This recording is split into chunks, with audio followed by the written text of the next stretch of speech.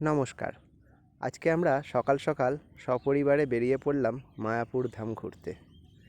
আমরা এখন ভাগীরথী নদীর ওপর দিয়ে নৌকো করে যাচ্ছি আর আস্তে আস্তে জলঙ্গিতে প্রবেশ করছি। দেখতেই পাচ্ছেন জলের যে কালার সেটা কিভাবে চেঞ্জ হচ্ছে। জলঙ্গির জলটা কালো কুচকুচে আর ভাগীরথীর যে জল সেটা ঘোলাটে, স্পষ্ট বোঝা যায় এটা। এবং মায়াপুরের যে ঘাট তার নাম হচ্ছে হুলোর ঘাট। আমরা সেখানে নেমে টোটো করে চলে এলাম মায়াপুরের যে চন্দ্রোদয় মন্দির ইস্কনের সেই মন্দিরে।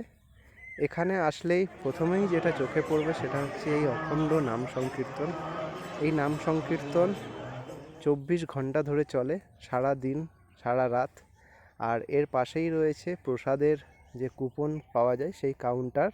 এখান থেকে আপনারা কুপন সংগ্রহ করতে পারেন। আর এর পরেই রয়েছে সেই বিশাল চন্দ্রোদয় মন্দির। চলুন আমরা মায়াপুরটা ঘুরে দেখি আর তার সাথে সাথে আপনাদের সঙ্গে শেয়ার করি এখানের এক্সপিরিয়েন্স। আপনারা যারা প্রায় নিয়মিত মায়াপুর আসেন তারা তো নিশ্চয়ই জানবেন যে মায়াপুরে প্রচুর থাকার অপশান রয়েছে আর খাওয়ার অপশানও প্রচুর রয়েছে। আর সত্যি কথা বলতে মায়াপুর আসার জন্য কোনো সিজন লাগে না, আপনি বছরের যে কোনো সময় মায়াপুর আসতে পারেন। আমরা এখন রয়েছি গৌরাঙ্গ কুটিরের সামনে। এটা হচ্ছে মায়াপুরে সবথেকে সুলভ মূল্যে থাকার জায়গা। আর মায়াপুরে এছাড়াও প্রভুপাদ ভিলেজ রয়েছে, যেটা মায়াপুর ইস্কন মন্দিরের ভেতরে।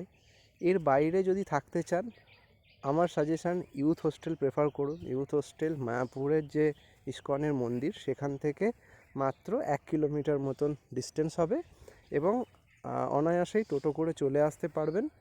ইউথ হোস্টেলের ভাড়াও খুবই কম। আসুন এবার মায়াপুরের যে মার্কেটটা সেটা ঘুরে দেখি। এই হচ্ছে সেই স্পেশাল গোপী ড্রেস, এখানে প্রচুর পাওয়া যায়। মায়াপুরের আরও পর্ব নিয়ে আবার আসছি।